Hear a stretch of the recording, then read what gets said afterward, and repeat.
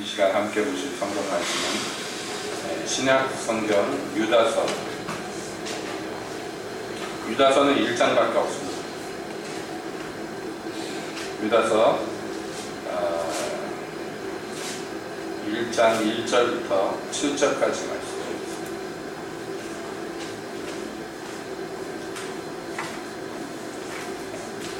신약 성경 유다서 1장 1절부터 7절까지 보겠습니다. 유다서. 예수 그리스도의 종이요 야고보의 형제인 유다를 부르심을 입은 자 곧 하나님 아버지 안에서 사랑을 얻고 예수 그리스도를 위하여 지키심을 입은 자들에게 편지하다. 긍휼과 평강과 사랑이 너희에게 더욱 많을지어다. 사랑하는 자들아, 내가 우리의 일반으로 얻은 구원을 너희에게 편지하려는 뜻이 간절하던 자니 성도에게 단번에 주신 믿음의 도를 위하여 힘써 싸우라는 편지로 너희를 권하여야 할 필요를 느꼈다. 이는 가만히 들어온 사람 몇이 있습니다. 저희는 일적부터 이 판결을 받기로 미리 기록된 자니 경건치 아니하여 우리 하나님의 은혜를 도리어 세교거리로 바꾸고 홀로 하나이신 주제 곧 우리 주 예수 그리스도를 부인하는 자니 너희가 원래 범사를 알았으나 내가 너희로 다시 생각나게 하고자 하노라. 주께서 백성을 애굽에서 구원하여 내시고 후에 믿지 아니하는 자들을 멸하셨으니 또 자기 지위를 지키지 아니하고 자기 처소를 떠난 천사들을 큰 날의 심판까지 영원한 결박으로 흑암에 가두셨습니다. 소돔과 고모라와 그 이웃 도시들도 저희와 같은 모양으로 간음을 행하며 다른 색을 따라가다가 영원한 불의 형벌을 받음으로 거울이 되었습니다. 아멘. 하나님, 이 시간에 주의 말씀을 듣기 원합니다. 오셔서 저희 중에서 말씀하여 주사 주의 말씀을 주목하며 깨닫게 하소서.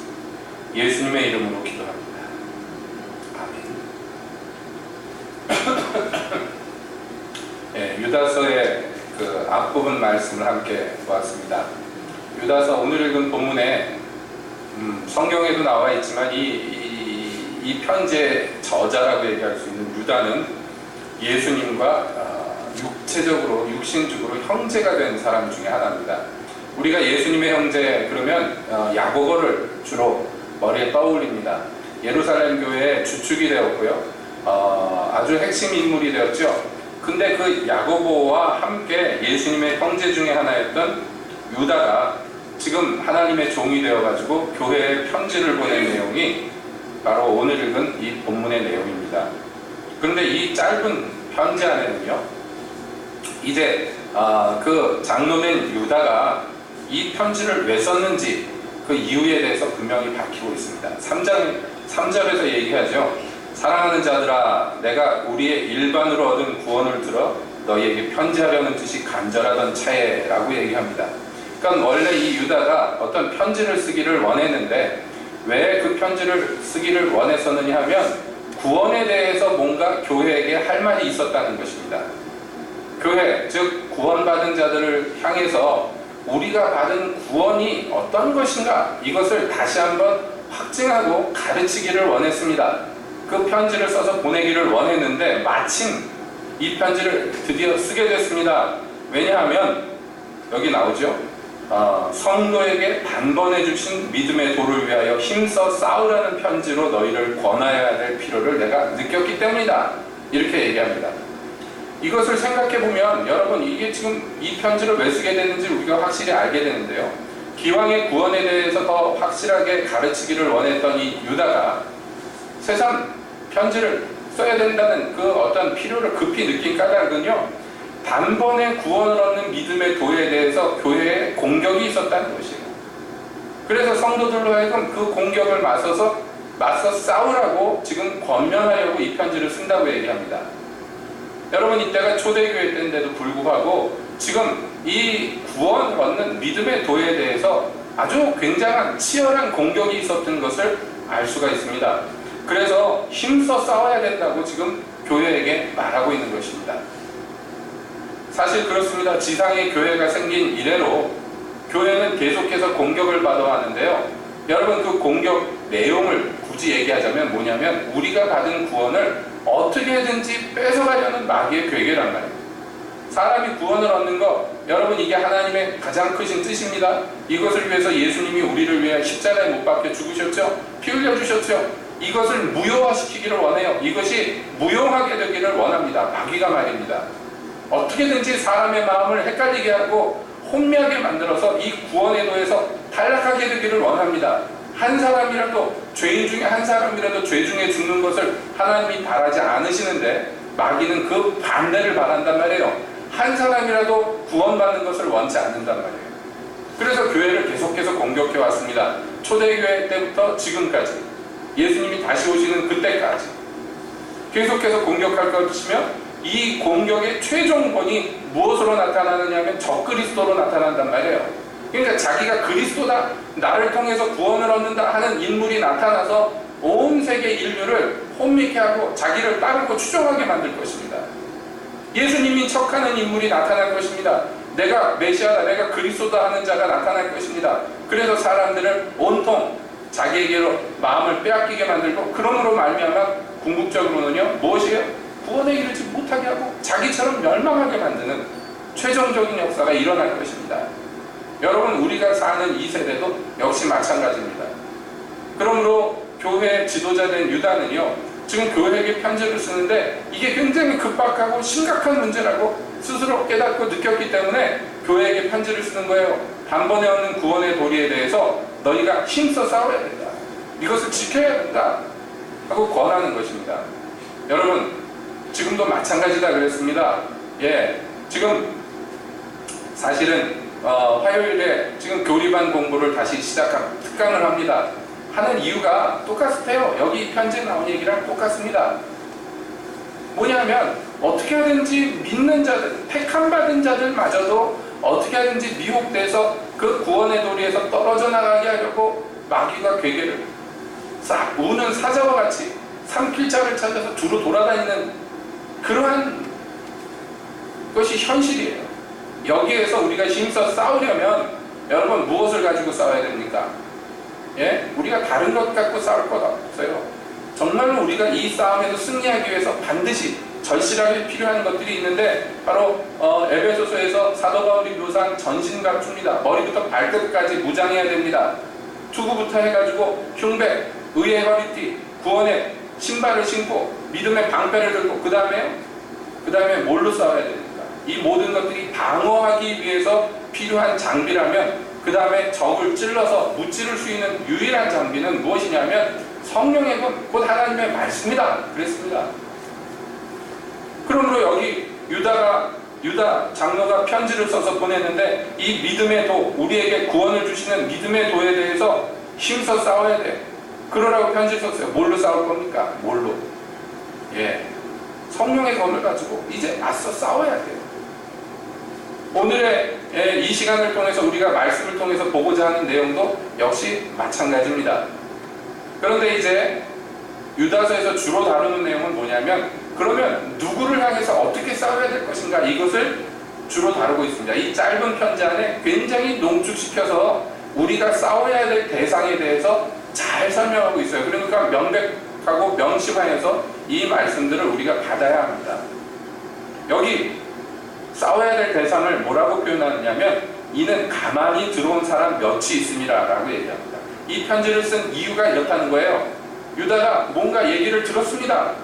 예, 장로님이 뭔가 얘기를 들었는데 교회 안에 어떤 사람들이 몰래 스며들었어요. 가만히 들어왔어요. 몰래, 슬며시 쓱 들어왔어요. 눈치채지 못하도록. 그렇기 때문에 여기서 정신을 차리지 못하면 공격받는지도 모르고 공격을 받아서 죽어 넘어간다는 거예요. 적군이요, 그냥 노골적으로 쳐들어오면 그거 맞서 싸울 수 있습니다. 그런데 가만히 들어온 이 사람들이 문제라고. 이 사람들이 결국에는 궁극적으로 해치고자 하는 게 뭐예요? 이 사람들이 가만히 들어온 목표가 뭡니까? 성도들이 단번에 구원을 얻게 만드는 그 믿음의 도를 어떻게 하든지 훼손하고 그것을 무너지게 만들기 위해서 가만히 들어왔단 말이에요. 분명한 목적이 있습니다. 여러분 그러면 한번 생각해 봅시다. 우리가 구원을 받았습니다. 믿음으로 말미암아 구원을 받았습니다. 그렇죠?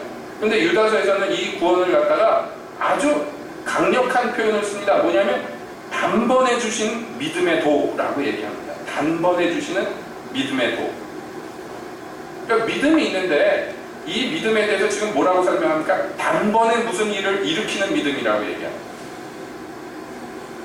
제가 이 말씀을 드리는 까닭은 가만히 들어온 이 거짓 선생들이, 거짓 선지자들이 훼손코자 하는 것이 무엇인지를 지금 여러분께 깨닫게 하기 위해서 그렇습니다. 단번에 구원을 얻어요. 예, 믿음으로 말미암아. 이게 우리가 듣는 복음입니다. 그런데 이것을 훼손시킨다는 건 뭐냐면요, 궁극적으로는 여러분 생각해 봅시다. 우리가 믿었는데 어떻게 해서 구원을 받습니까? 예?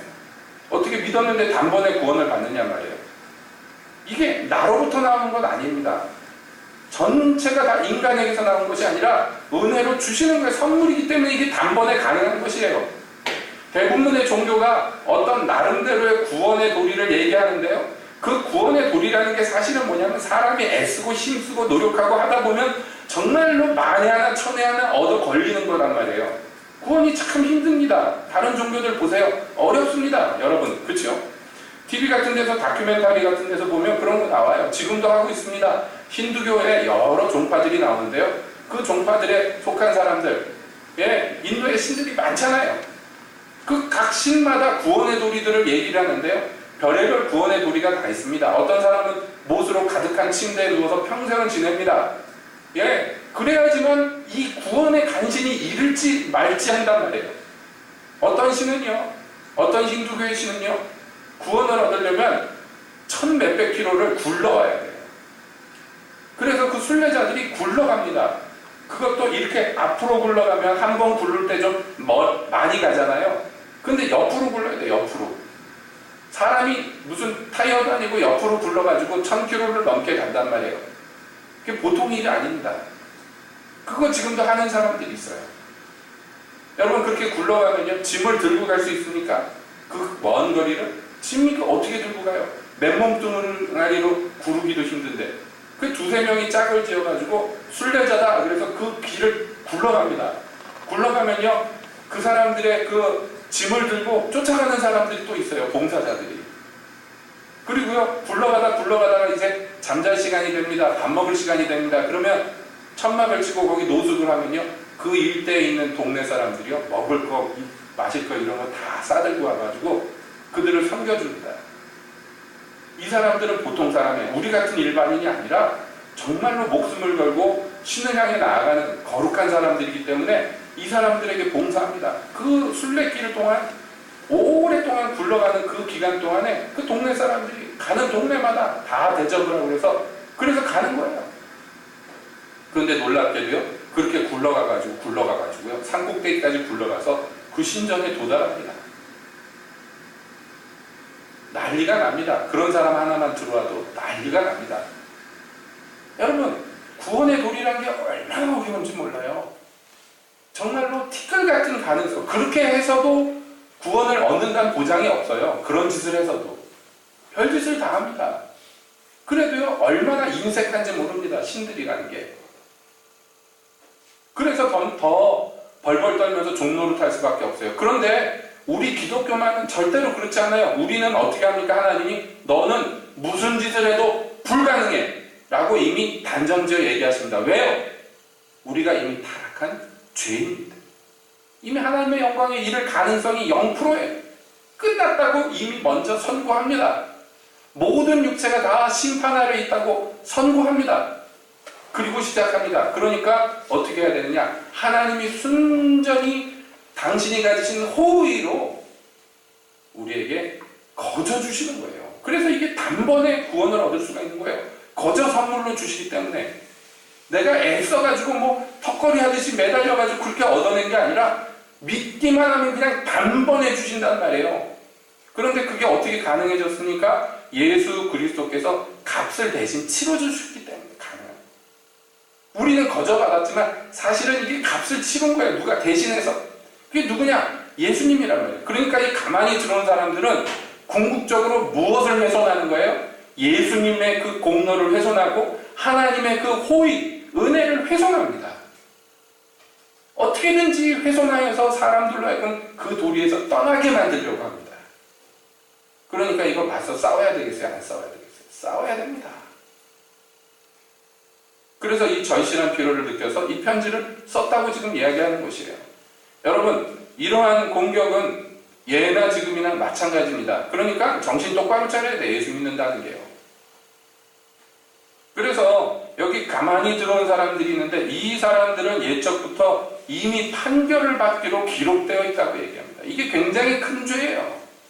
자기만 안 믿고 그냥 멸망하는 것만 해도 큰일이지만 이 다른 사람들을 미혹시켜가지고 그래서 구원의 길에서 파선케 만든다? 여러분, 이거보다 더 큰 죄가 없어요. 이거보다 더 큰 죄가 없어요. 큰 죄입니다. 그래서 이 사람들은 이미 선고를 받아놨어요.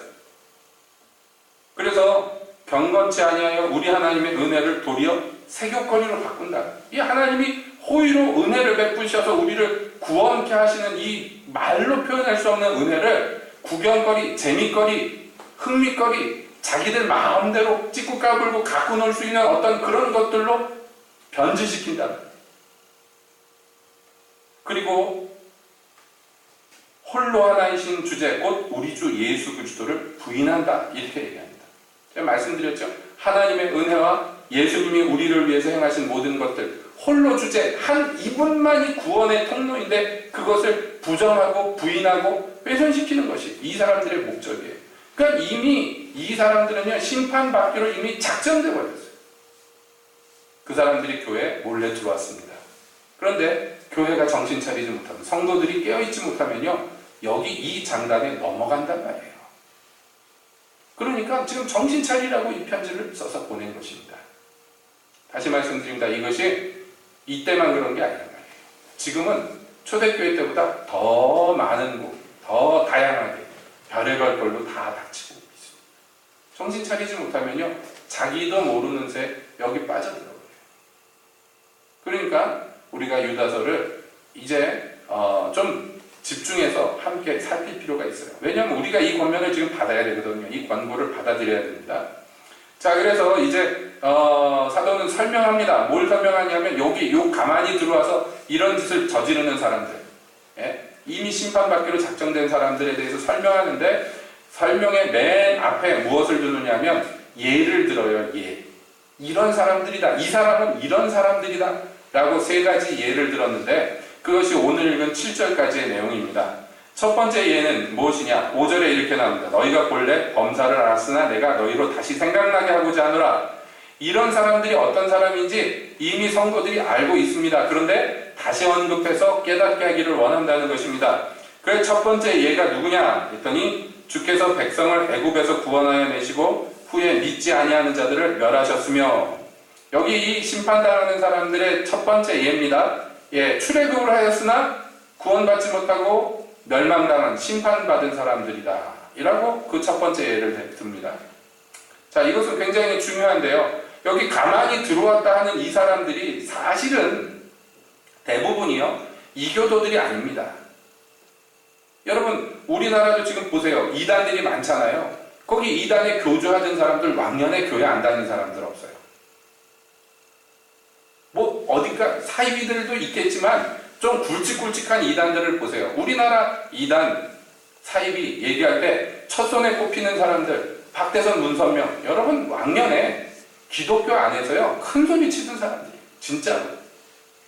옛날에 조선 무슨 기독교 청년연맹 전국 회장 이런 거 하던 사람들이에요. 보통 사람들이 아닙니다.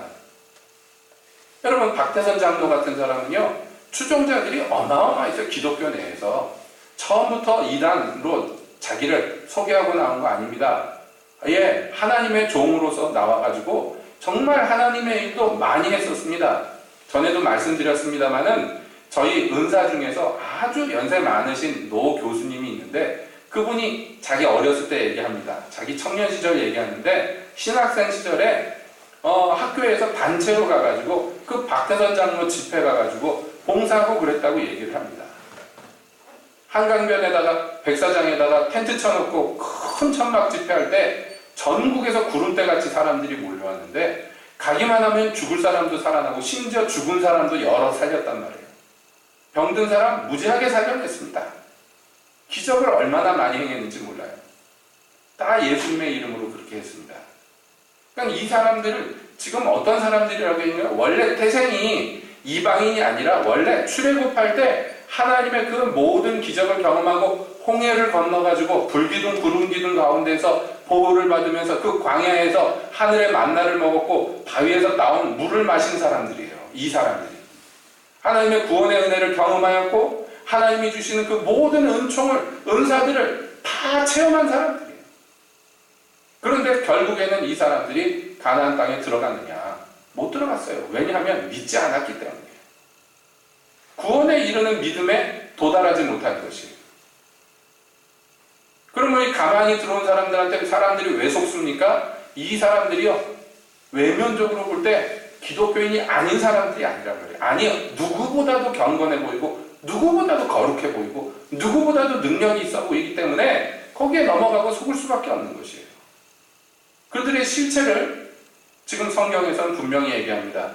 출애굽하는 은혜는 입었으나 그러나 하나님의 심판을 받아서 광야에서 멸망한 사람들과 같다라고 얘기합니다. 그러니까 여러분 정신 똑바로 차려야 돼요. 선악을 분별함에 이르지 못한 그런 사람들은요, 여기 이 미혹하는 자들에게 미혹될 수밖에 없습니다. 그러면 성경은요, 그 사람이 무슨 능력을 갖고 있는가, 그 사람이 어떠한 기적을 행했는가, 이것으로 그 사람을 평가하는 적이 없어요. 성경은 그런 것으로 평가하지 않습니다. 성경의 평가 기준은 아주 단순합니다. 그 사람이 하나님을 신뢰하는가, 그 사람이 하나님을 의뢰하는가, 그 사람과 하나님과 무슨 관계인가, 항상 관계에 의지합니다. 여러분이 멸망당한 사람들, 여기 지금 출애굽 예를 들었습니다마는 출애굽할 때 그 하늘의 만나 안 먹은 사람들 없고 바위에 터진 그 물을 안 마신 사람들 없어요. 하나님의 그 10가지 재앙 경험하지 않은 사람들 없습니다. 이 사람들이 출애굽을 했다는 것은요, 6월절 심판에서도 무사했다는 것을 의미합니다. 처음에 믿음으로 시작했으나 그러나 육체로 마치는 사람들입니다. 히브리서에서도 이런 사람들을 뭐라고 얘기합니까? 하나님의 은혜, 구원의 은혜를 경험하였으며 성령을 맛보았으며 이 모든 것들을 다 경험했지만 그러나 그 믿음에서 파선한 사람들, 주를 배반하고 떠난 사람들, 그 사람들은 다시 회개케 하는 방법이 없다고, 다시 구원을 받을 수 있는 방법이 없다는 무서운 선고를 내리는 것이에요. 그러므로 똑바로 잘 분별해야 됩니다. 교회에 보면 요즘에도 그런 일들이 있는데,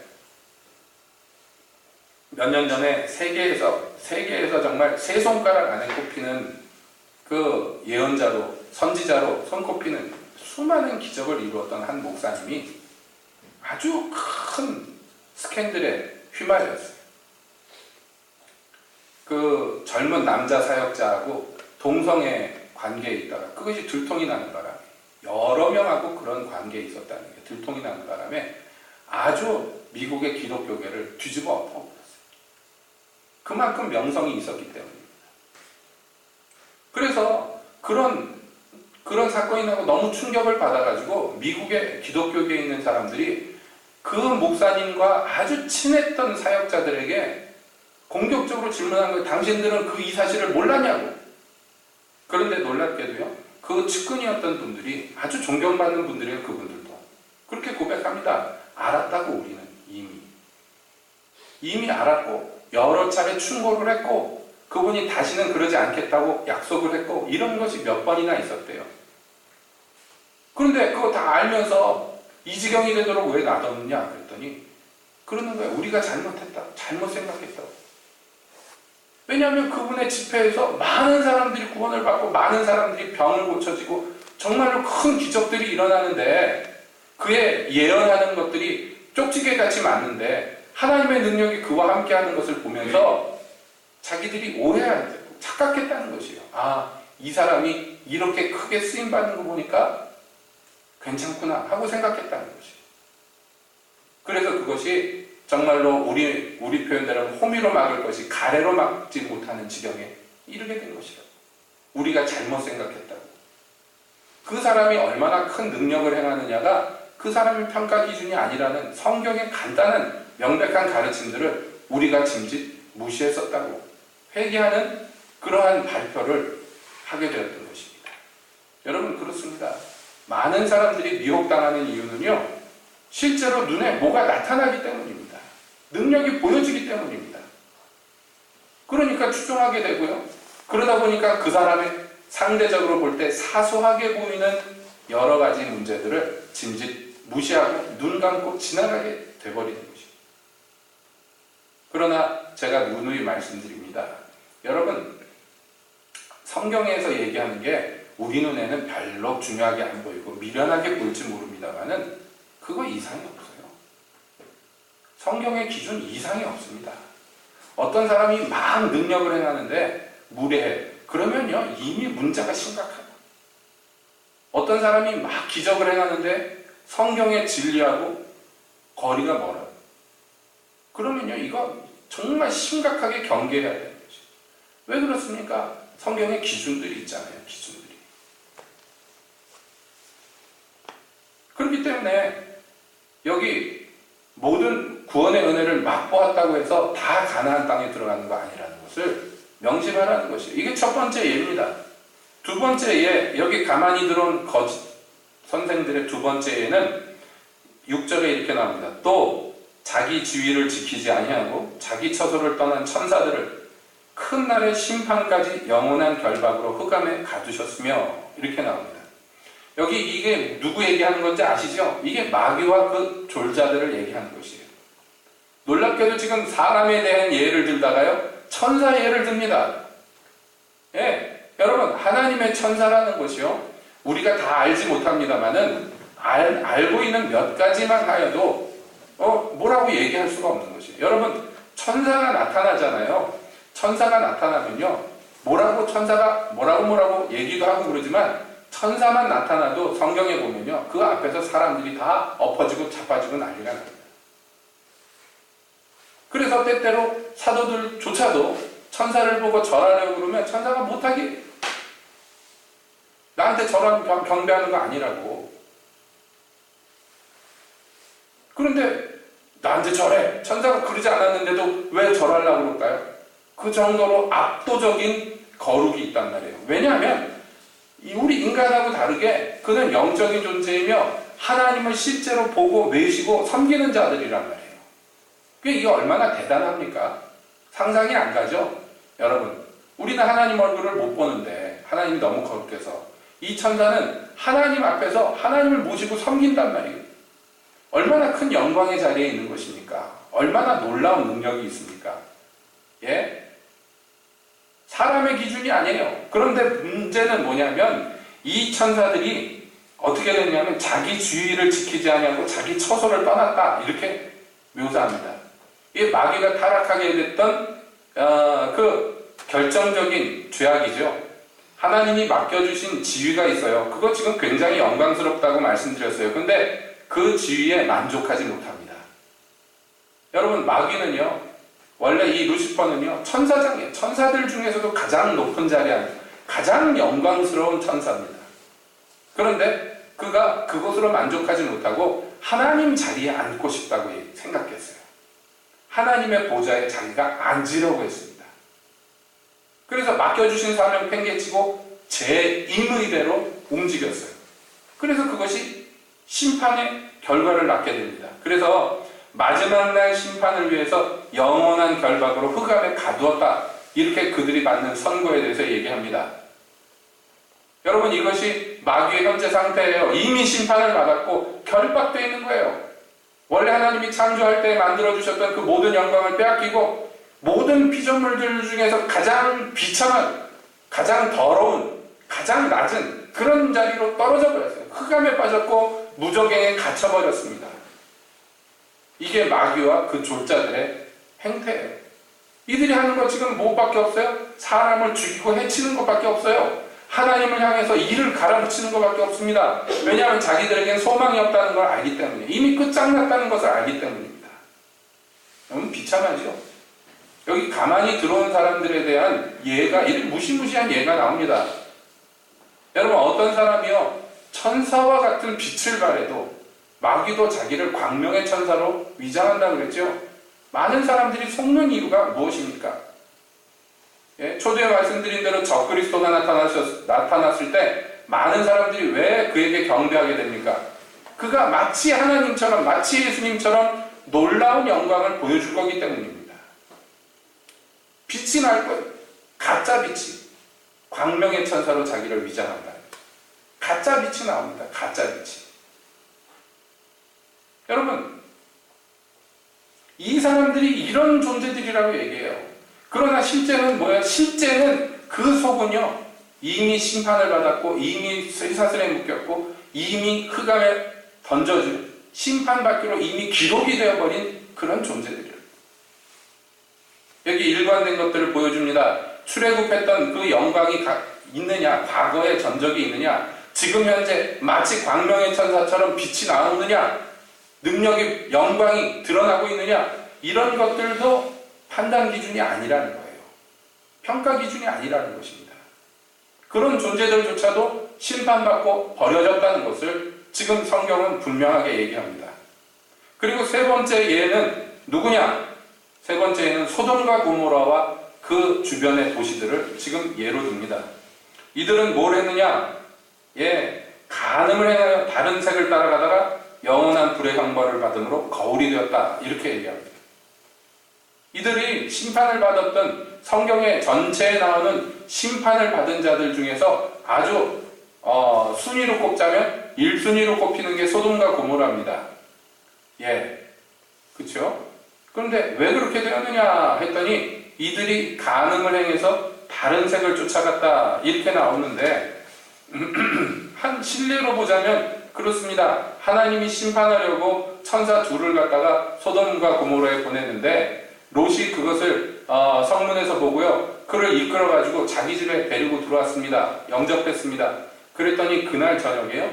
그 성에 사는 모든 남자들이, 늙은 남자, 젊은 남자 할 것 없이 모든 남자들이 다 그 집에 몰려와가지고 얘기합니다.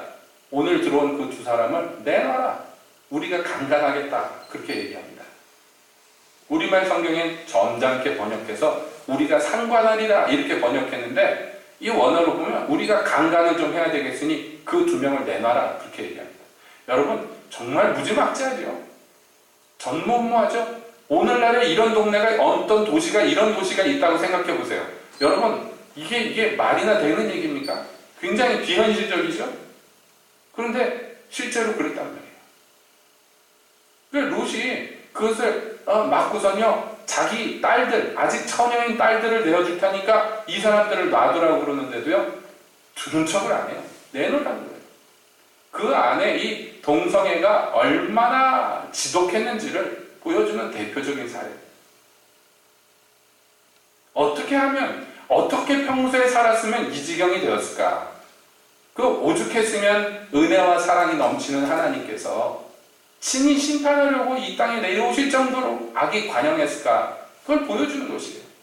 오죽했으면 의인 그 손에 꼽을 몇 명 없어가지고 멸망에 이르는 지경이 되었을까? 그 큰 성읍에, 그 큰 성읍에 의로운 사람 없어가지고 몇 명 없어서 이렇게 멸망해. 이건 뭐예요? 볼장 다 본 거예요. 이제 끝장난 거예요. 아주 완전히 끝장난 거예요. 소망이 없는 것입니다.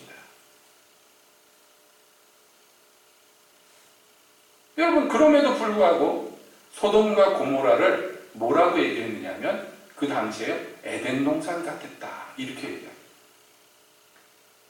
롯과 아브라함이 산 위에서 사방을 둘러보면서 아브라함이 얘기합니다. 너 가고 싶은 대로 먼저 선택해라. 나는 네가 선택 안 한 대로 가겠다. 그래서 사방을 둘러봤는데 제일 좋은 땅이에요. 거기가 에덴 동산 같았어요. 모든 것이 풍성했고 모든 것이 아름다웠고 그 물산과 그 풍광과 그들의 누리는 것과 이런 풍요로움이 이루 말할 수가 없었어요. 사람이 그렇습니다. 언제 가장 타락하느냐 하면 가장 풍요로울 때 타락해요. 여러분 로마가 멸망하기 전에 기록들을 보면요. 그 로마의 그 주변에 있는 모든 나라 식민지에 있던 그 모든 물산들이 다 들어옵니다. 그러니까 모든 물건들이요 어마어마하게 싼 거예요. 먹고 마시고 사는데 풍족함이 이루 말할 수 없습니다. 귀족이란 사람들이요. 그 대신에 이제 빈부격차가 심각해졌죠. 그때 그 귀족들이 사는 방식이 기록에 그대로 남아 있습니다. 푹 자고 오후에 일어나가지고 가마를 타고 동네 한 바퀴 돌고 옵니다. 그게 모든 운동의 끝이에요. 그 다음에 밤새 연회를 펼치고 밤새 노는데 그 연회장 한 구석에 보면요, 뭐가 있느냐면, 뭐 하는 장소가 있냐면 토하는 장소가 있어요. 밤새 먹고 마시는데 배가 빵빵하게 찼는데 더 먹고 싶어. 그러면요, 그 구석진 방으로 가면 큰 항아리가 있고 옆에 아주 하늘하늘한 깃털이 있어요. 그것으로 목구멍 안에 넣어가지고 웩웩 해가지고 먹은 거 다 토하고 다시 2차전 시작하는 거예요. 야, 진짜 무식하죠? 사는 게 돼지 같아. 돼지만도 못해. 돼지들도 안 그래. 짐승만도 못하지요. 여러분, 왜 그렇게 됐냐면 누리는 게 너무 풍족해져서. 너무 풍족해지면요, 인간들이 그렇게 됩니다. 더 이상 할 것이 없어. 하고 싶은 게 없어. 하다 이런 짓까지 돼버리는 거예요, 이게. 이 인간의 막장이죠. 그 모든 막장의 대표가 뭐냐면 소돔과 고모라예요. 그들이 이렇게 음행을 저지르고 다른 색을 쫓아가고 왜 그렇게 됐냐면 먹고 살기 힘들고 아득바득 살면 이런 짓 안 합니다. 거기 관심도 없어요. 그렇죠? 그럼 당장 먹고 살기가 힘드네. 그게 아니라 그 누리고 있는 것들이 너무 풍성하기 때문이었어요. 그것이 극도의 타락으로 연결되었고 그래서 심판에 이르렀어요. 산채로 지옥에 떨어진 것이나 마찬가지입니다. 여러분, 이게 세 번째예요. 그러니까 뭐냐면 어떤 면에서 보자면요, 오늘날의 이 현대 기독교, 특히 대한민국의 기독교는 굉장히 저열하고 저급해졌는데, 아주 뭐 단순합니다. 예를 들어서 잘 되고 풍성해지고 부자가 되면 축복받은 거고, 가난해지고 병들고 이러면 심판받고 저주받은 거다. 뭐 이런 식으로 아주 단순화된 굉장히 무식한 종교가 되어버렸어요. 이상하죠? 왜 그렇게 됐습니까? 이 가만히 들어온 이 교훈들을 받아들였기 때문에 그래요. 이게 소돔과 고모라가 대표하는 맘모니즘입니다. 풍성과 풍요와 성공이 최고고 그 이상은 더 없고 옳고 그른 것도 없고 제 하고 싶은 대로 악을 행하는 것. 이게 이 소돔과 고모라가 대표하는 것이고 결국에는 궁극적으로 심판에 이르는 것이에요. 여러분, 이것이 이 세 가지 예가 여기 가만히 들어온 자들에 대한 실예입니다. 심판에 이르는 사람들의 실예란 말이에요. 그러니까 교회가 지금 이런 것들을 받아들이면 된다는 거예요? 안 된다는 거예요? 안 된다는 것입니다. 여기 출애굽할 때 그 출애굽한 사람들 간증이 얼마나 대단하겠습니까? 여러분, 요즘에 교회 다니는 사람 중에 이런 간증이 있어요? 10가지 재앙이 일어나가지고 난리가 났는데 그거 다 경험한 거예요. 이 사람들이 다. 홍해가 갈라졌어요. 바다가 갈라져서 구원을 받았어요. 불기둥, 구름기둥이 24시간 보호해줘요. 하늘에서 먹을 게 떨어지고 바위에서 물이 나와요. 여러분, 이런 은혜를 경험하고 이런 간증이 있는데도 불구하고 하나님을 안 믿는다. 안 믿게 된다. 여러분, 이것이 가벼운 얘기가 아닙니다. 가벼운 얘기가 아니에요. 그래서 멸망에 이르러요. 여러분, 어떤 사람이 교회에서 사람들에게 이런 교훈을 전파할 수 있다는 거예요. 그리고 하고 있다는 것입니다. 이런 것들을 실제로. 하나님의 은혜를 구하고 하나님의 은사를 구하고 하나님의 축복을 구하고 실제로 그걸 받아 누리지만 그러나 절대로 하나님을 신뢰하지 않아요. 하나님을 믿지 않습니다. 하나님을 순종하지 않아요. 끝까지 불순종해요. 그럴 수 있는가? 많습니다. 이런 교훈들이 교회 안에 들어온단 말이에요. 여러분, 여기 출애굽하였으나 광야에서 죽은 사람들, 하나님을 믿지 않은 사람들의 전형적인 이해가 뭐냐면 절대로 하나님을 경외하지 않습니다. 하나님을 두려워하지 않고요. 하나님께 복종하지 않습니다. 끝까지 제 뜻을 꺾지 않고 항상 제가 보고 들은 것만을 믿습니다. 자기 생각을 끝까지 고집합니다. 그래서 멸망에 이른 거예요. 하나님이 해주신 게 얼마나 많은데, 여러분, 하나님이 해주신 게 얼마나, 이 사람들이요, 시내산에서 하나님의 현현을 직접 보았어요. 하나님의 궁창과 같은 영광이 산에 임하며 거기 천군과 천사가 나팔을 불고 벼락이 치고 난리가 나 땅이 흔들리고 하나님의 음성으로 직접 말씀하시는 것을 들었고 이들 중에 다수 장로들은 그 하나님 앞에 가가지고 함께 먹고 마셨던 경험이 있는 사람들이에요. 그럼에도 불구하고 이들이 가데스 바네아에 모여가지고 열 정탐꾼의 말을 듣고 밤새 울었어요. 하나님을 어떻게 그렇게 안 믿을 수 있을까요? 자기들이 수년 동안, 몇 년 동안 경험한 게 그렇게 어마어마한데 어떻게 하나님을 안 믿을 수 있을까요? 오늘도 하늘에서 내린 거 받아 먹었으면서 어떻게 그렇게 하나님을 끝까지 안 믿을 수 있을까요? 자기 생각을 안 버리는 거예요. 끝까지. 제 주인 노릇을 끝까지 포기하지 않는 거예요. 여러분, 오늘날의 기독교에도 이런 기독교인들을 양산하는 시스템이 굉장히 많습니다. 예, 하나님께 복을 달라고 그러면 주신다고 이것만 가르치고 하나님께 순종해야 된다, 복종해야 된다, 그를 경외하고 두려워해야 된다, 섬겨야 된다, 안 가르쳐요. 듣기 싫어하니까, 원치 않으니까. 아니, 그것을 가르치는 자들조차도 믿지 않습니다.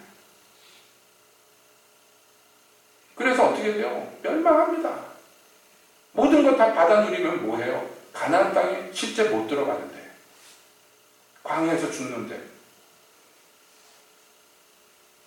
또 어떤 사람은요, 눈에 보이는 그 화려한 빛, 천사들 같은 그 영광, 천사가 보여주는 기가 막힌 것들, 여기에만 온통 정신이 팔려가지고 그 천사가 진짜 하나님의 천사인지 아니면 제 자리를 지키지 않고 다른 자리에 가 있는 심판받은 자들인지 구분하지 못해요.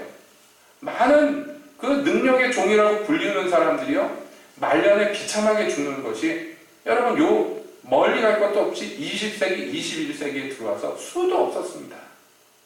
하늘과 땅을 진동했던 그 능력자들이요, 심판당한 것 같이, 저주받은 것 같이 죽어버려요.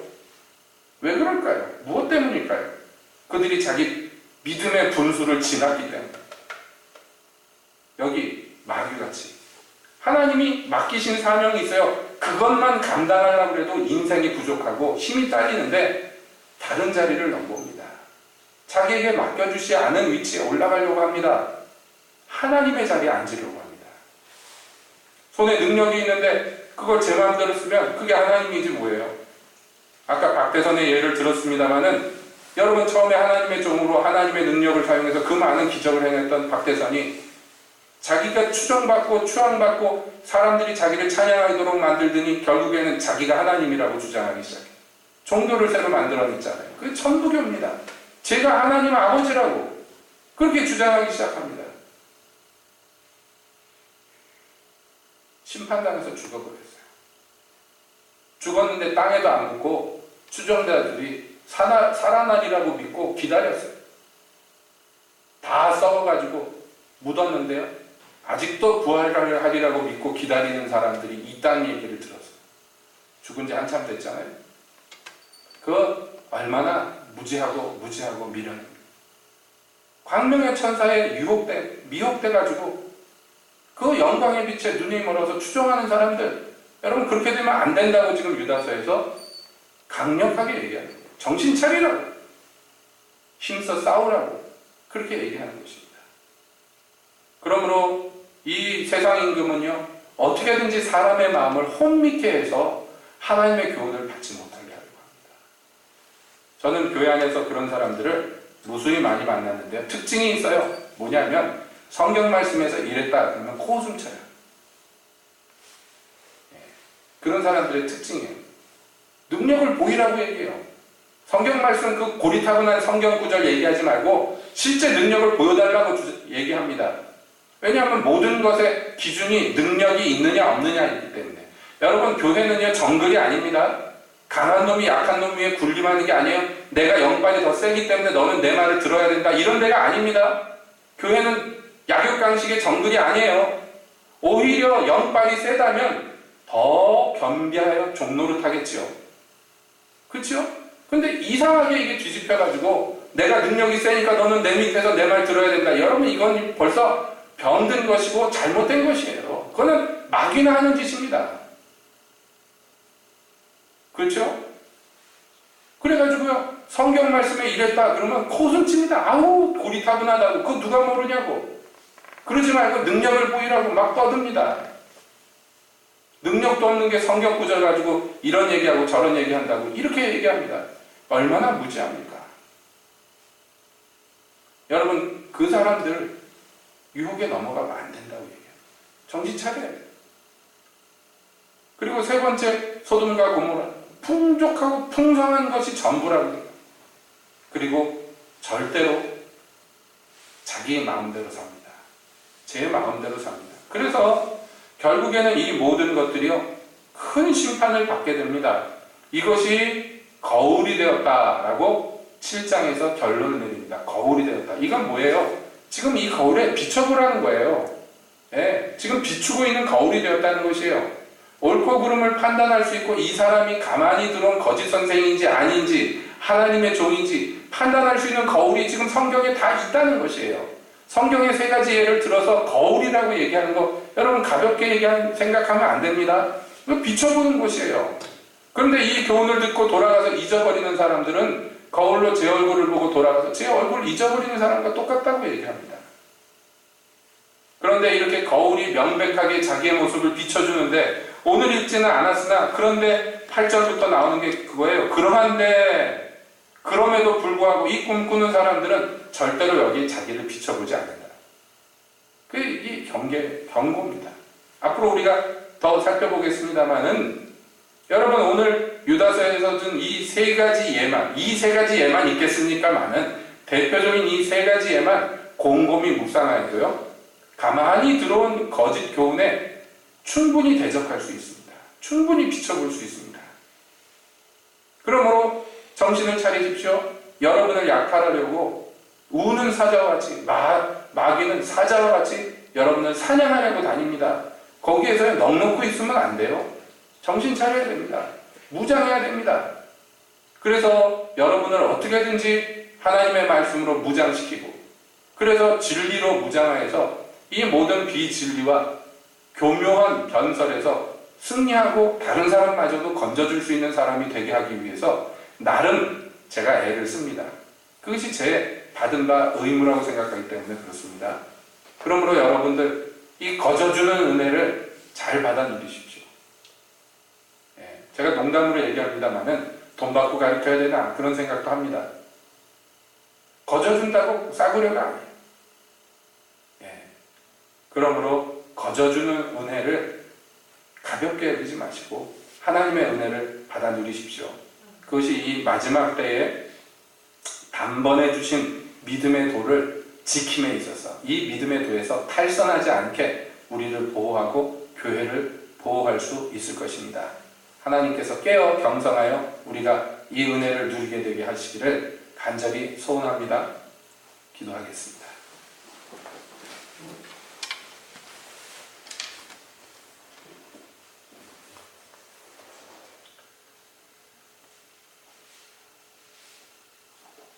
주님, 우리로 겸비케 하시고 지혜롭게 하셔서 주여 이 사람의 눈에 미련하게 보이는 십자가의 도를 버리지 않게 하시옵소서. 화려하고 요란한 눈을 어지럽히는 모든 미혹에서 건져주시오며 소박하고 못생겼으나 그러나 우리를 능히 구원할 만한